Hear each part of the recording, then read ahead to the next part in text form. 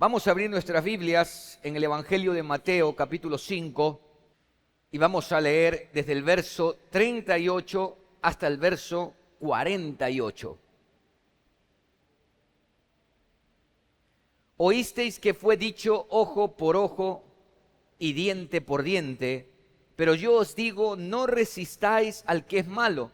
Antes, a cualquiera que te hiera en la mejilla derecha, vuélvele también la otra.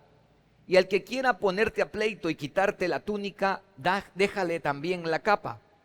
Y a cualquiera que te obligue a llevar carga por una milla, ve con él dos. Al que te pida, dale. Y al que quiera tomar de ti prestado, no se lo rehuses. Oísteis que fue dicho, amarás a tu prójimo y aborrecerás a tu enemigo. Pero yo os digo, amad a vuestros enemigos, bendecid a los que os maldicen, haced bien a los que os aborrecen y orad por los que os ultrajan y os persiguen, para que seáis hijo de vuestro Padre que está en los cielos, que hace salir su sol sobre malos y buenos y que hace llover sobre justos e injustos. Porque si amáis a los que os aman, ¿qué recompensa tendréis? ¿No hacen también lo mismo los publicanos? Y si saludáis a vuestros hermanos solamente, ¿qué hacéis de más? ¿No hacen también así los gentiles? Sed pues vosotros perfectos, como vuestro Padre que está en los cielos es perfecto. En esta mañana vamos a hablar de cómo los ciudadanos del reino de Dios manifestamos la justicia de Dios en las relaciones con los que están fuera del reino de Dios. Es preciso, queridos hermanos, tener en cuenta que solamente hay dos lugares donde estar: ser parte del reino de Dios o no ser parte del reino de Dios. Ser alguien que ama a Dios, ser alguien que no ama a Dios. Ser luz o ser tinieblas. No hay puntos medios. Ser creyente o no ser creyente. Ser parte de la iglesia o no ser parte de la iglesia. Y nosotros nos desenvolvemos en un mundo en donde nos relacionamos con personas que están dentro del reino de Dios y con personas que están fuera del reino de Dios. Algunos de ustedes se relacionarán día a día más con personas que están fuera del reino de Dios que con personas que están dentro del reino de Dios. Ahora bien, Jesús espera en esta declaratoria y lo que vamos a ahondar, cuál debe ser o cómo debe ser nuestras relaciones con aquellos que están fuera del reino de Dios.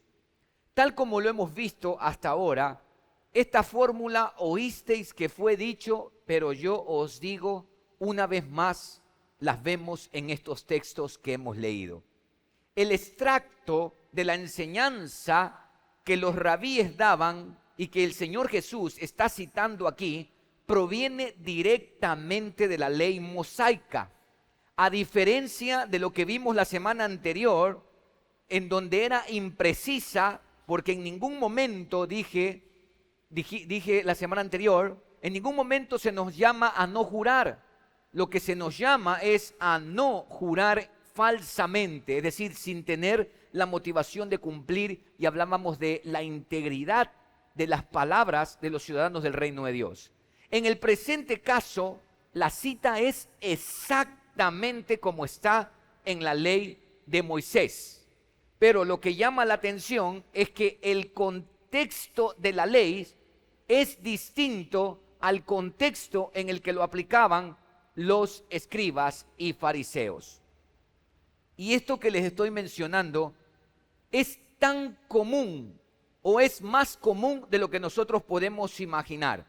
Usar textos fuera de contexto como pretexto para justificar nuestros argumentos. Yo esto como pastor lo he visto muchísimo. Por ejemplo, mire, vamos a ver un ejemplo. Mateo capítulo 4. Retroceda ahí unas hojitas.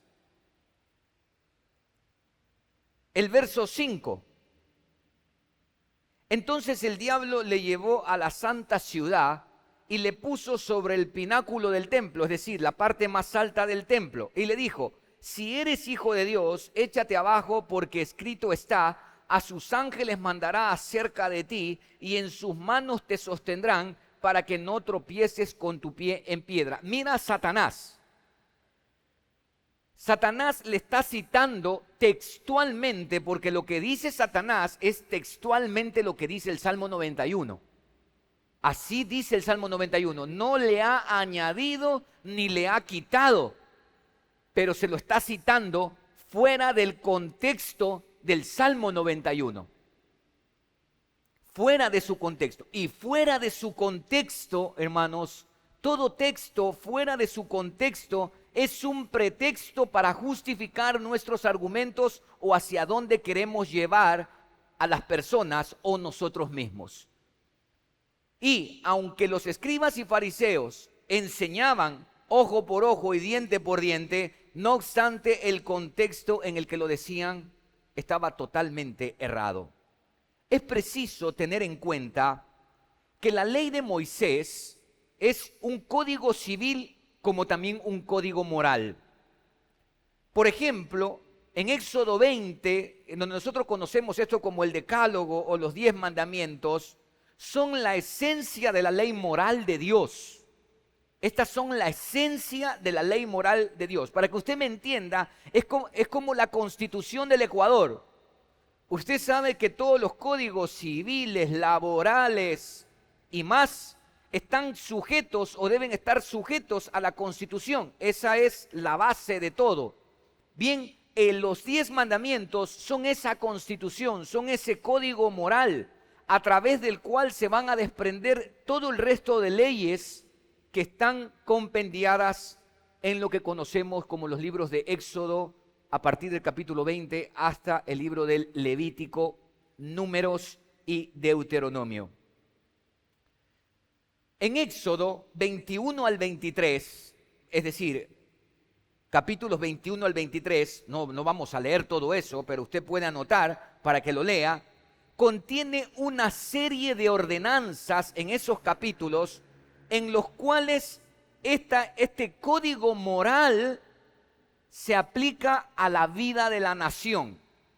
Es decir, cómo ese código moral lo van a aplicar a la vida de la nación naciente de Israel. Éxodo 20, y quiero dejar esto en claro, es el código moral, la esencia del código moral, y de Éxodo 20 se van a desprender todo el resto de leyes civiles, ordenanzas que Israel tendrá que aplicar a la vida de sus conciudadanos. Y allí aparecen una cantidad de leyes civiles que tienen como contexto los daños o perjuicios causados a una persona o a su vez a sus propiedades. Ese es el contexto en el que aparece ojo por ojo, diente por diente. Y vamos a Éxodo 21, este pasaje sí lo vamos a ver porque es necesario. Éxodo 21, usted en casa puede leer 21, 22 y 23. Y en sus Biblias seguramente usted encuentra títulos. Y ahí dice leyes sobre los esclavos, leyes sobre los actos de violencia. Usted tiene que ver leyes sobre responsabilidades de amos y dueños. En fin, una serie de leyes civiles, cómo iban a ser aplicadas a la nación. Ahora, los textos que me interesan acá es desde el verso 20, que dice: y si alguno hiriere a su siervo o a su sierva con palo y muriere bajo su mano, será castigado. Mas si sobreviviere por un día o dos, no será castigado porque es de su propiedad. Si algunos riñeren e hirieren a mujer embarazada y ésta abortare, pero sin haber muerte, serán penados conforme a lo que les impusiere el marido de la mujer, y juzgaren ¿quiénes? Los jueces. Ojo con este detalle de los jueces. Mas si hubiere muerte, entonces pagarás vida por vida, ojo por ojo, diente por diente, mano por mano, pie por pie, quemadura por quemadura, herida por herida, golpe por golpe. En esta variedad de leyes, hermanos queridos, se nos aclara, el contexto es clarísimo, que esta es una instrucción para los jueces de Israel. Dice el verso 22, según juzgaren los jueces. Según juzgaren los jueces. Eran ellos los encargados de juzgar los casos, dando la retribución exacta, especificando la pena que merecía un malhechor y de esta manera retribuir a la víctima el equivalente exacto a su perjuicio. ¿Para qué? Esta instrucción tenía un doble efecto. Por un lado, aplicar justicia y por el otro, restringir la venganza de que alguien tomara la justicia por sus propias manos y crear de esa manera en un estado una anarquía que cada quien hace lo que quiere y soluciona los conflictos como quiere. No, en la nación de Israel habían jueces y Dios les dio leyes cómo debían manejar esos asuntos de tal manera que haya justicia y a la vez evitar la venganza. Cuando no hay justicia, se da un estado de anarquía generalmente. Así sucede no solamente hablando de los estados. Cuando usted en casa no es un hombre justo, una mujer justa, en su casa los hijos van a vivir en un sistema de anarquía. Y hay muchos hogares en donde se vive en anarquía. Cada uno de ellos hace lo que quiere. ¿Por qué? Porque no se aplica justicia. Y quien hacía esa labor en Israel eran los jueces. Teniendo en cuenta el contexto y cuál era la aplicación de la ley, ahora sí enfoquémonos en lo que los escribas y fariseos enseñaban y aplicaban. Ellos pasaron por alto este pequeño y gran detalle. Me refiero a que ojo por ojo, diente por diente, piel por piel, pie por pie. Esto era algo que tenían que exclusivamente decidir los jueces de Israel. Pero ¿sabe qué hicieron ellos? Siendo que ya no había jueces en Israel, porque ya en el tiempo de Jesús, y antes del tiempo de Jesús, después de la deportación, Israel nunca volvió a ser una nación como tal.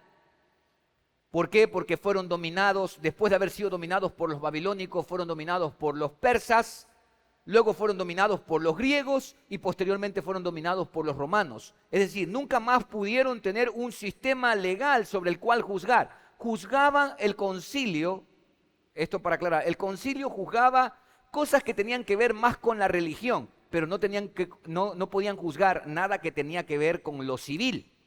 Por eso es que los escribas y fariseos, sumos sacerdotes, llevaron a Jesús a Poncio Pilato para juzgar la cuestión civil. Ellos mismos dijeron, nosotros no podemos dar pena de muerte a nadie. Ya no podían hacer eso. Y entonces, ¿qué hicieron ellos? Ellos lo que hicieron fue extender algo que era exclusivo de los jueces de Israel, lo extendieron a las relaciones personales, justificando de esta manera la venganza personal, aun cuando la ley explícitamente lo prohibía, y ahí está ese texto: no te vengarás ni guardarás rencor a los hijos de tu pueblo.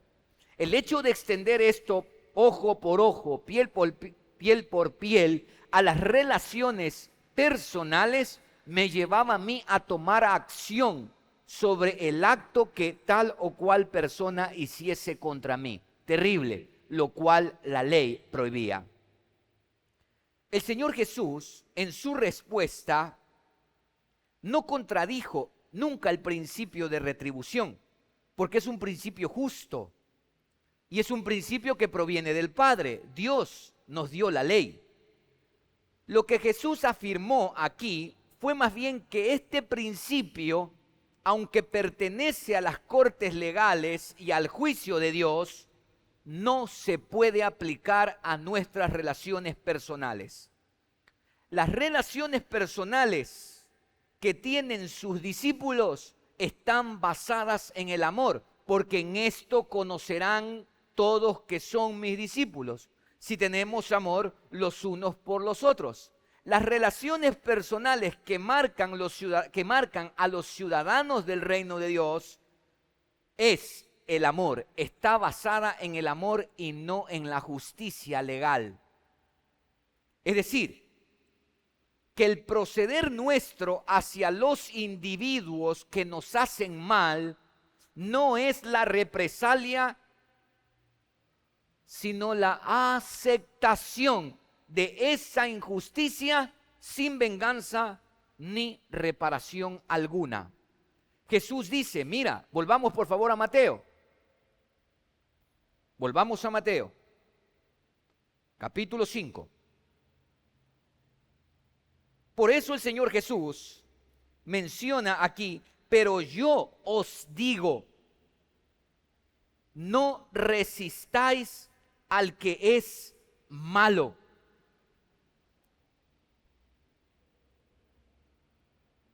Antes bien, dice el Señor, a cualquiera que te hiera en la mejilla derecha, vuélvele también la otra, y al que quiera ponerte a pleito y quitarte la túnica, déjale también la capa, y a cualquiera que te obligue a llevar carga por 1 milla, ve con él 2. Aquí el Señor Jesús está poniendo cosas cotidianas de la vida de sus congéneres en ese tiempo. Y menciona a sus discípulos cómo ellos han de afrontar las malas actitudes de los otros. Y hay 4 cosas. ¿Qué deben hacer los discípulos frente al insulto? ¿Qué deben hacer los discípulos frente al pleito? ¿Qué deben hacer los discípulos frente al abuso y frente a las malas intenciones de los demás? Jesús dice, a cualquiera que te hiera la mejilla derecha, vuélvele también la otra. ¿Qué quiere decir esto? Miren, en la cosmovisión hebrea, para el judío lo más sagrado es la mejilla. Los padres con sus hijos se suelen saludar dándose beso en la mejilla. Es atroz lo que hizo Judas cuando besó a Jesús. Él convirtió algo tan sagrado, degenerándolo, algo que representaba intimidad, amor y todo eso, él lo denigró. Es un paréntesis nada más, porque la mejilla es algo sagrado en el contexto judío. Es lo más sagrado. Por eso es que se abofeteaba a una persona cuando decía alguna blasfemia o algo por el estilo, porque era digno de que se le haga eso. A Jesús lo abofetearon cuando él respondió al sumo sacerdote diciéndolo, yo soy, y mandó abofetearlo al Señor, el sumo sacerdote. Entonces cuando Jesús dice, al que te hiera la mejilla derecha, vuélvele también la otra, es decir, eso que es un insulto profundo para ti, vuélvele también la otra para que te siga insultando. Aquello que es un gran insulto para ti, no sé qué será para ti un gran insulto. Jesús dice que la manera como debes responder es volviéndole la otra mejilla, es decir, dispuesto para recibir otro más. Frente al pleito, en el verso 40, Jesús dice, el que quiera ponerte a pleito y quitarte la túnica, déjale también la capa. Esto es increíble porque la túnica, la vestimenta principal de ese tiempo y la capa, no solamente que era un asunto de moda o algo por el estilo. Mire, la capa era una prenda sumamente importante por el frío. La capa permitía protegerse del frío y también protegerse del calor. Estaban diseñadas para eso. Por eso es que cuando alguien estaba en necesidad y te empeñaba la capa, tú tenías que devolvérsela en la noche porque las relaciones que son motivadas por el amor, no lo vas a dejar a la intemperie en una necesidad, en una noche fría, porque se puede morir. Entonces le devolvías la capa en la noche para que se pudiese calentar. No podías retenérsela. Entonces Jesús dice, aquel que te quiere llevar a pleito y quitarte las cosas que son importantes por la vida, dale también lo otro. No entres en pleito, dale también lo otro. Frente al abuso, verso 41, a cualquiera que te obliga a llevar carga por una milla, ve con el 2. Ustedes recuerdan que cuando Jesús estaba caminando hacia el Gólgota, los soldados romanos cogieron a un hombre allí, obligándolo a cargar la cruz de Jesús. Eso generalmente hacían los romanos. A veces iban los guardias romanos con todos sus soldados, una legión, qué sé yo, y encontraban personas por allí y le decían, vente para acá, y le ponían las cargas para que lleven ellos las mochilas, toda la parte del armamento, las lanzas, y las lleven. Y generalmente, si le obligaban a cargar eso un poquito más de un kilómetro, unas millas, 1.6 kilómetros, ellos tenían que estar dispuestos a ir. No, voy a llevártela un poco más, ayudarte un poco más, frente al abuso. Y frente a las malas intenciones, al que te pida, dale. Y al que quiera tomar de ti prestado, no se lo rehúses. Frente a esas malas intenciones, aquellos que prestan, pero que prestan teniendo en sus corazones nunca más devolver. Dice, no se lo rehúses, dale. Ahora bien, seguramente aquí usted ya tiene una serie de cuestionamientos. Estoy convencido. En cada una de estas 4 situaciones, nuestro deber como ciudadanos del reino de Dios es abstenernos en forma tan absoluta de represalia que no solo me abstenga de responderle como se merece, sino aún permitirle que me injurie doblemente. Es preciso aclarar que esto no debe tomarse como una orden de inmunidad. Tampoco el Señor nos manda a condescender a la voluntad de un malcriado, de un abusador o de un ladrón inescrupuloso. Dígase bien esto. No es que a partir de acá, algunos que están entre nosotros, porque de seguro que lo sabrá, dirá, entonces yo tengo que prestar, si yo le pido que me preste, va a tener que darme. Si yo le quito algo, tiene que darme doblemente lo que le he quitado. Podría ser que entre nosotros hay algún malcriado, abusador o ladrón inescrupuloso, y no es que el texto bíblico nos está mandando a condescender a la voluntad de esas personas. Lo que el texto bíblico nos está diciendo acá es que cuando las personas actúen así con nosotros, no nos venguemos ni tomemos represalias contra ellas. No estimular la injusticia. En ningún momento Jesús acá está llevando a nosotros a estimular la injusticia, a tolerar o a incentivar los vicios de alguien o la deshonestidad, jamás. ¿Por qué? Porque el amor verdadero, hermanos, cuida tanto al individuo como a la sociedad. Y el amor verdadero toma medidas para refrenar el mal y promover el bien. Es decir, yo sé cuando una persona me presta y le presto, y cuando no lo va a pagar, créanme que la segunda vez que venga, no se lo voy a dar. ¿Por qué? Porque es un deshonesto. Entonces, en ningún momento nos está diciendo el Señor que condescendamos a la voluntad de un deshonesto, de un inescrupuloso, porque eso sería entonces incentivar la injusticia. No, el amor verdadero pone medidas, toma medidas para refrenar el mal y promover el bien. El mandato del Señor Jesucristo entonces es un precepto de amor, no una indulgencia o pacifismo atroz. No es que me manda aguantar todo, toma y seguir condescendiendo a personas como estas, no. Es no tomar represalia, no es la indulgencia, no es el pacifismo atroz, es no tomar represalia cuando alguien me insulta, no tomar represalia cuando alguien me obliga a llevar una carga y yo voy con él el doble de ese tiempo, de esa medida que me ha obligado a cargar. Pero no es a una condescendencia a la voluntad de personas como estas. Si la ley del talión la habían sacado de su contexto, la ley del amor la habían pervertido escandalosamente. Y miren ahora lo que dice el verso a continuación, el verso 43. Oíste que fue dicho, amarás a tu prójimo y aborrecerás a tu enemigo. Hermanos, esto es terrible, porque en ninguna parte de la ley de Moisés aparece que debemos aborrecer a nuestros enemigos. Usted lea, y por eso yo les animo, hermanos queridos, por favor, a leer Éxodo 20 y desde allí todo el libro, a partir de allí todo el libro y Levítico, aunque usted debería leer toda la Biblia, pero para que tenga esto en cuenta, en ningún momento aparece aborrecerás a tu enemigo. Esa es una añadidura atroz, vergonzosa. Ahora, ¿cómo llegaron a estas conclusiones?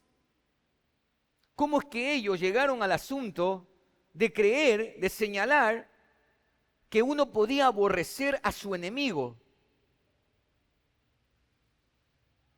Levítico 19, 17 al 19 dice, no aborrecerás a tu hermano en tu corazón. No te vengarás ni guardarás rencor a los hijos de tu pueblo, sino amarás a tu prójimo como a ti mismo. Y allí yo he resaltado esas dos partes de los pasajes.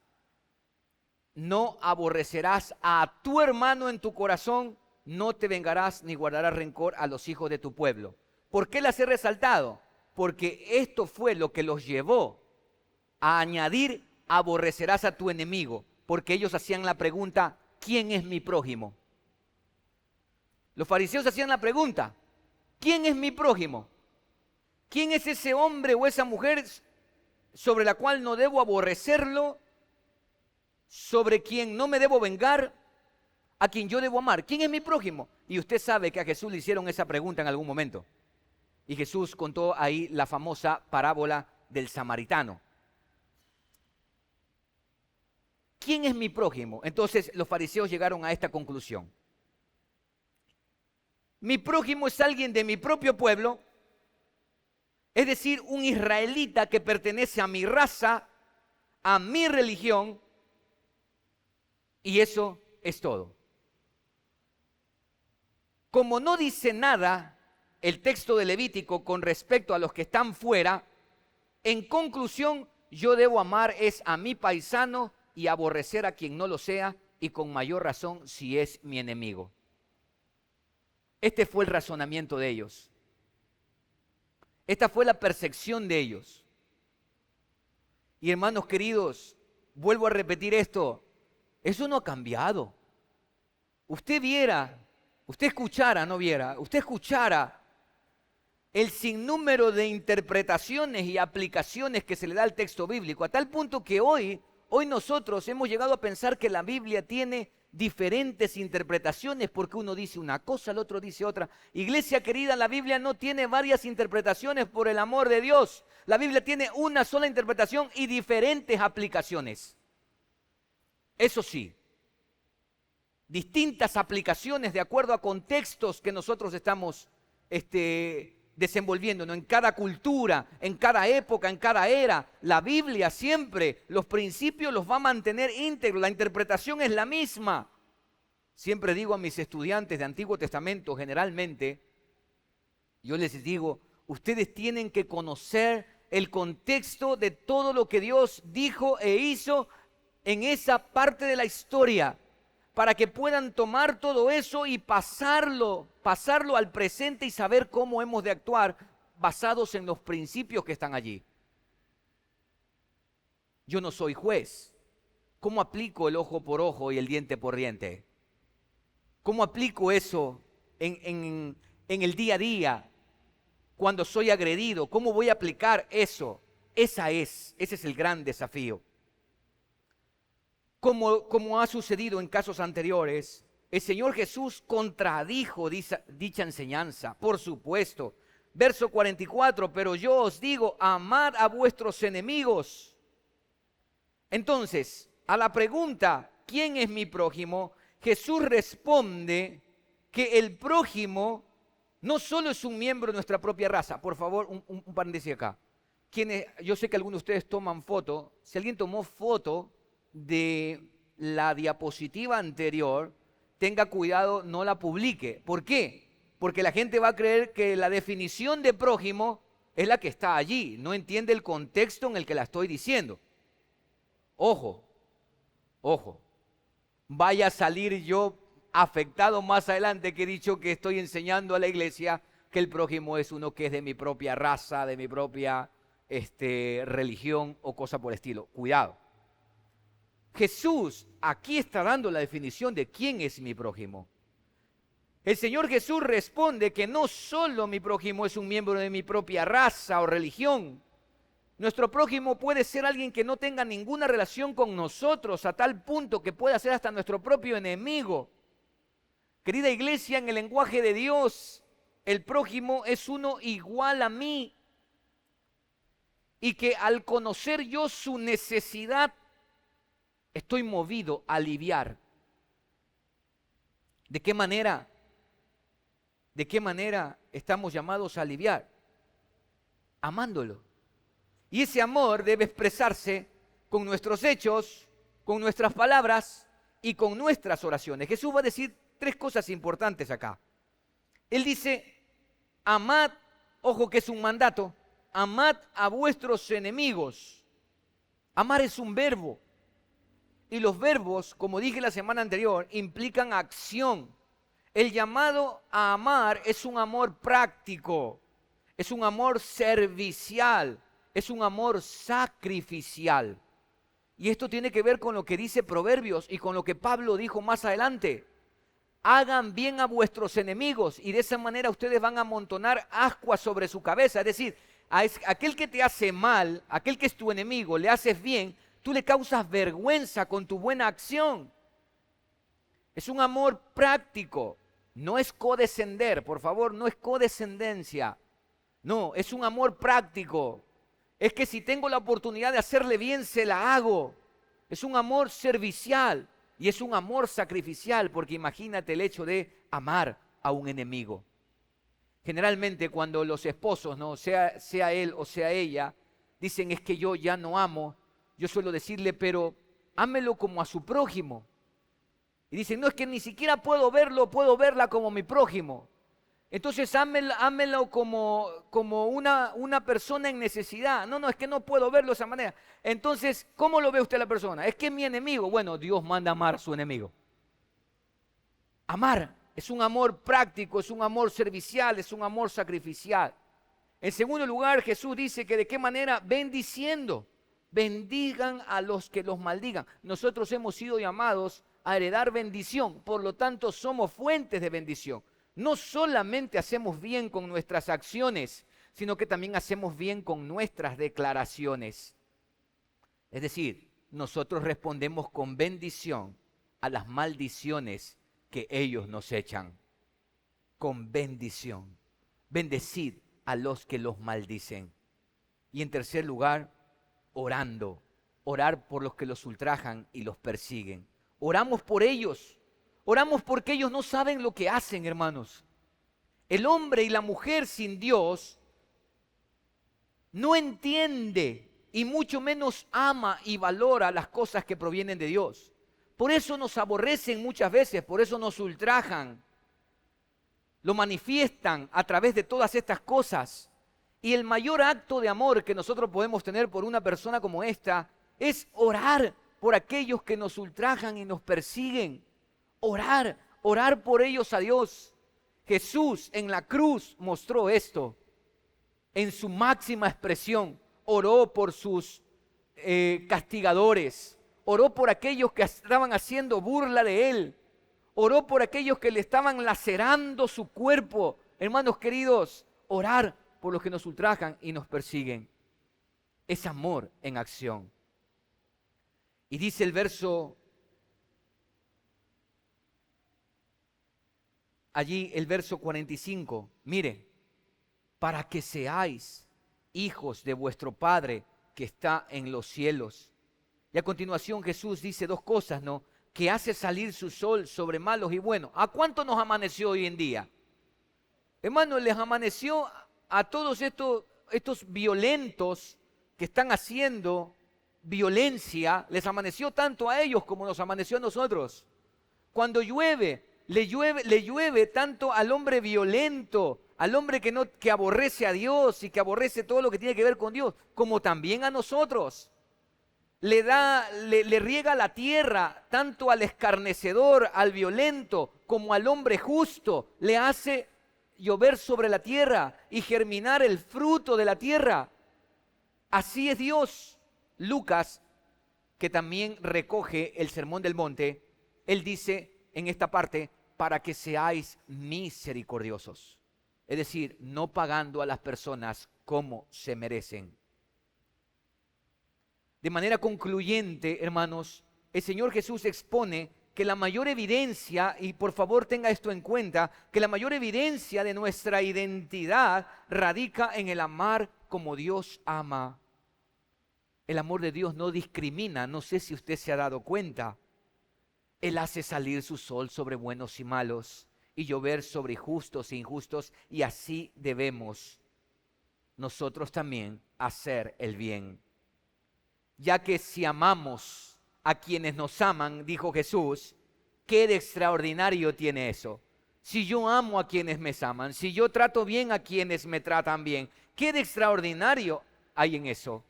Es fácil amar a quienes nos aman, hermanos. Es muy fácil amar. Hasta los publicanos tenían esa capacidad de hacerlo. Así como también no tiene nada de extraordinario llevarme bien contigo, puesto que eres mi hermano. Estás acá. Esta capacidad también la tienen los gentiles, dice el Señor, que no pertenecen al reino de Dios. Lo extraordinario, lo que va más allá, está en que yo me pueda llevar bien con aquel que simplemente me ultraja, me persigue, me maldice en lugar de bendecirme. Los ciudadanos del reino de Dios, hermanos, se nos manda a vivir una vida perfecta. Mira verso 48. Sed pues vosotros perfectos como vuestro Padre que está en los cielos es perfecto. Y no sé usted, pero a mí siempre me han incomodado este tipo de declaraciones, como también Efesios capítulo 5, verso 1, que dice, sed pues imitadores de Dios como hijos amados. Y yo siempre me cuestionaba, y ahora no, ¿cómo yo puedo imitar a Dios? ¿Cómo es posible eso? Y acá el Señor Jesús dice que nosotros tenemos que ser perfectos, como nuestro Padre Celestial que está en los cielos es perfecto. Hermanos, se nos manda a vivir una vida no solo santa, sino una vida perfecta como la de Dios. Yo sé que este texto es incómodo y puede incomodarlo a cada uno de ustedes. Y quiero decirles que esto no es un ideal, tampoco es poesía. Aquí no hay ninguna figura literaria, por si acaso, para los seminaristas. Aquí no hay ninguna figura literaria. Esto es textual. Esto es un mandato. Sed pues vosotros perfectos como vuestro Padre Celestial que está en los cielos es perfecto. No es un ideal. Es un mandato que podemos obedecer porque Dios nunca nos va a decir que hagamos algo si no tenemos la capacidad para hacerlo. Y Dios nos manda a hacer esto porque Él ya nos ha dado la capacidad para hacerlo, porque nos ha dado su vida y ha derramado sobre nosotros su Santo Espíritu, su amor en nuestro corazón por el Espíritu Santo con el cual hemos sido sellados. Por eso he dicho a lo largo de estos meses que he estado compartiendo del Evangelio de Mateo, que es imposible vivir esta vida humanamente hablando, porque esta es una vida que parte de la regeneración de un hombre o una mujer que tiene un nuevo corazón, una nueva mente y que es capaz de vivir conforme a los estándares de Dios. Humanamente esto es imposible. Necesitas una nueva obra. Como dice el texto, necesitas volver a nacer, la regeneración. Amados, nosotros nos encontramos frente a dos mandatos. El primero está en negativo, no resistáis al que es malo. El segundo es positivo, amad a vuestros enemigos. Ambos son mandatos de Dios. El primero nos convoca a permanecer pasivos frente al que hace el mal, no hacia el mal. Por favor, quiero aclarar esto. Nos manda a estar pasivos frente a la persona que hace el mal, no hacia el mal. El mal estoy llamado a juzgarlo, el mal estoy llamado a señalarlo, el mal estoy llamado a confrontarlo. Hay que tener en cuenta eso. Estamos hablando acá al malo, al que hace lo malo, al que injuria, al que insulta, al que nos maldice, al que toma de nosotros prestado y no nos paga, en fin. Ese mandato nos convoca a nosotros a permanecer pasivos, a no tomar represalias, mucho menos la venganza. Pero el segundo nos convoca a la actividad, al amor en acción. Como lo expresó formidablemente Agustín de Hipona, muchos hemos aprendido cómo ofrecer la otra mejilla, pero no sabemos cómo amar a aquel que las golpeó. Vaya que esto es profundo. Si yo puedo ofrecer la otra mejilla, hermanos, pero ¿cómo hago para amar a aquel que me golpeó? Aquel que me causó tanto daño. Yo permítame decirle acá, ahora que esto viene a mi mente, han habido a lo largo de mi vida en el Señor muchas personas que me han causado fuertes puñaladas, fuertes dolores. Y a mí me ha sido complejo, me ha sido difícil. Sangre, sudor y lágrimas en mi tiempo con Dios para quizás que la Biblia no dijera eso. Quisiera que la Biblia no dijera eso cuando tengo que sufrir el escarnio, la persecución, el ultraje, la maldición de otros. Quisiera que la Biblia no dijera eso. Pero constantemente he tenido que renunciar y disponerme para que Dios haga su obra en mi vida. Y eso ha sido doloroso, muy doloroso, pero ha sido un dolor que yo llamo un dolor santo, un dolor piadoso. Porque puedo decirle con total certeza que aquellos que en su momento me ultrajaron, maldijeron o cosa por el estilo, yo hoy he podido amarlos y amarlos en verdad. No es decir que amo, nunca les he dicho a ellos yo te amo, les he mostrado que así es, que los amo. Amada iglesia, unas aplicaciones acá con las que quiero culminar. Jesús nos llamó a ir más allá de la paciencia, más allá de la negativa de devolver mal. Jesús nos convoca a nosotros a vencer el mal con el bien. Abraham Lincoln tenía un método efectivo para acabar con sus enemigos. No sé cuántos de ustedes saben eso. Él decía que tenía un método eficaz. ¿Y cuál era? Le preguntaron y él dijo, convirtiéndolos en mis amigos. Alfred Plummer resumió lo dicho por el Señor de esta manera: devolver mal por bien es diabólico, devolver bien por bien es humano, devolver bien por mal es divino. Mira ese pasaje de Romanos 5:8, que mas Dios muestra su amor para con nosotros en que siendo aún pecadores, Cristo murió por nosotros. Mal por bien, mal. Jesús devolvió bien, el bien a nosotros, por el mal que nosotros hacemos hacia Él. La regla de oro humana dice, no hagas a otros lo que no quieres que te hagan a ti. Esa regla de oro humana nos lleva a la indiferencia. Bueno, no voy a hacer a otros lo que yo no quiero que me suceda a mí. Nos mantiene pasivos. La regla de oro de los ciudadanos del reino de Dios es activa. Trata a los demás como Dios te ha tratado a ti. Queridos, a través de todas y cada una de estas declaraciones del Señor, vemos de una forma práctica lo que es la justicia mayor que la de los escribas y fariseos. Porque es una justicia que brota desde el interior, desde lo profundo del corazón. Si usted va a salir de aquí y pensando que va a tener que vivir todo esto, usted se va a enloquecer, usted no va a poder. Esto es algo que fluye del interior. Esto no es una estrategia. Esto no es una estrategia. No crea que usted haciéndole bien, orando por el que lo maldice, bendiciendo al que lo maldice, orando por el que lo ultraja y lo persigue, esa persona va a cambiar. No piense que va a suceder eso. Podría ser que suceda, pero generalmente no sucede. Porque yo he entendido a lo largo de mi vida que Dios con esto no pretende cambiar a los otros, sino cambiarnos a nosotros. A mí, mi corazón.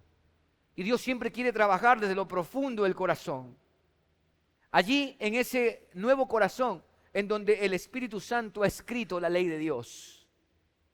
Yo soy un convencido, hermanos, que la ley está tan vigente y muchísimo más amplia porque está en mi corazón. Allí la escribe el Espíritu Santo cada día. Cada vez que que voy a la Biblia, cada vez que memorizo la Biblia, cada vez que pongo en práctica la Biblia, el Espíritu Santo la escribe en mi corazón, de tal manera que fluye con mayor naturalidad. Y queridos, esta justicia, por favor, leamos lo que dice el texto, el verso 20 del capítulo 5 de Mateo. Porque os digo que si vuestra justicia no fuere mayor que la de los escribas y fariseos, no entraréis en el reino de Dios. Esta justicia de la que he hablado, siendo el no codiciando, el siendo fieles en nuestro matrimonio, a nuestros compromisos, en nuestras palabras, amando a los enemigos. Cuando nosotros vivimos esta clase de justicia, mostraremos a quién pertenecemos. Esto es conclusivo. El llamado a nosotros como ciudadanos del reino de Dios consiste no en imitar este mundo, sino al Padre. Y es mediante esa imitación que usted y yo vamos a ser luz y sal de la tierra. Es mediante esa imitación que las personas conocerán que somos sus discípulos. Es imitando al Padre, hermanos. Es fácil ser cristiano 2 horas que estemos en este lugar. Es fácil comportarnos bien acá. Es fácil ser luz y sal quizás aquí. Pero no estamos llamados a ser luz y sal aquí. Estamos llamados a ser luz y sal de la tierra allá afuera. Y no hay otra manera de serlo que imitando a nuestro Padre, no las estrategias de este mundo. Ahora bien, estamos en los Juegos Olímpicos, ya hoy terminan. Jesús dijo, ni una jota ni una tilde pasará de la ley hasta que todo esto se cumpla. Cada parte de la ley es sumamente importante. No sé cuántos de ustedes han seguido las Olimpiadas, pero permítanme contarles de una de las disciplinas de la natación. Hay en la disciplina de la natación existe una competencia que es la de los 10 kilómetros, 10.000 metros. Es la más fuerte de todas las competencias, por supuesto, 10 kilómetros en estas piscinas olímpicas que tienen 50 metros de largo. Imagínense, ¿no?, cuántas vueltas tienen que dar para los 10.000 metros. Y este joven de Carolina del Norte se había preparado, por supuesto, durante 4 años para dicha competencia. Y efectivamente arrancó la competencia y la ganó. Pero resulta que él, cuando gana la competencia, imagínese, tremendo esfuerzo, él en su sentir, en su algarabía, en haber ganado semejante competencia, se sacó el gorro y se pasó al otro lado del otro competidor y salió de la piscina y en toda su algarabía. Por supuesto, ¿quién no iba a celebrar así haber ganado la medalla de oro en semejante competición? Resulta que cuando sale de la piscina y todo el asunto, le van a hacer la entrevista, se suena en el parlante que ha sido descalificado, porque existía una regla que hasta que no lleguen todo el resto de competidores, no puede pasarse a la otra, al otro competidor, y mucho menos salir de la piscina. Fue descalificado. El desconocimiento de no tener en cuenta una parte tan pequeña. Algunos decían, qué ridículo, qué tonta ley, pero es ley. Y algunos que dicen, pero qué ridícula ley, qué tonta ley, es ley. Es ley. Y para nosotros, la jota, la tilde de la ley, hermanos, debe ser sumamente sumamente importante y de mucho valor.